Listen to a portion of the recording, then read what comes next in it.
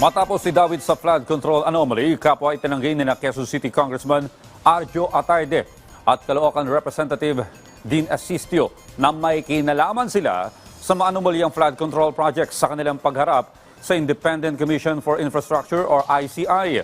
Si Harley Valbuena sa report. Unang dumating sa Independent Commission for Infrastructure, si Quezon City 1st District Representative Arjo Atayde. Sa panayam ng media bago humarap sa pagdinig, hindi napigilan ni Atayde ang emosyon, kasabay ng pagigihit na hindi niya tatakasan ang investigasyon sa mga anomalyang flood control projects. Wala po kami tinatago, hindi ako magtatago, hindi ako iiwas, hindi ako lilipad ng ibang bansa.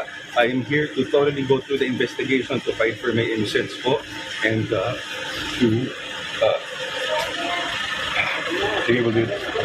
Mariinding itinanggi ni Atayde ang aligasyong ang kanyang amang si Art Atayde ang tumatanggap ng kickback para sa kanya. Hamon niya sa mga nag-aakusa, maglabas muna sila ng ebidensya. Again, it's all hearsay po, sir. Kasi until now, as I said, baka mas mabuti po, bago po magturo, bigay po muna sa akin ebidensya laban sa akin. Because up to this point, September 8, they haven't even given out anything against me or my father. Hindi naka-livestream ang hearing ni Atayde sa ICI dahil pinili niya ang executive session. Samantala, dumating din si Caloocan City 3rd District Representative Dean Asistio. Ayon kay Asistio, nagboluntaryo siyang humarap sa pagdinig ng ICI para sa pagkakataong linisin ang kanyang pangalan. Tulad ni Atayde, pinili rin ni Asistio ang executive session kaya't hindi rin naka-livestream ang kanyang pagdinig. Para po mas maprotektahan dahil baka magkaroon po ng judgment by PCD. At saka meron po tayong mga sensitibong masabi sa ICI.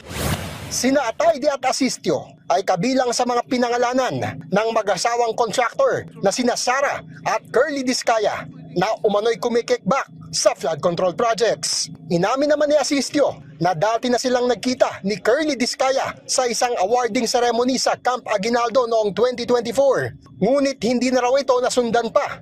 Nag-meet po kami, once lang tapos parang pinakilala lang po. Yun lang po. Kapwa naman nagpabatid ng kahandaang bumalik sa komisyon sina Atayde at Asistio kung kakailanganin muli sila sa investigasyon sa flood control scam. Sa ngayon ay wala pang paliwanag ang ICI sa naging batayan sa pagpayag para sa pribadong executive session ng dalawang kongresista. Harley Valbuena para sa Pambansang TV sa Bagong Pilipinas.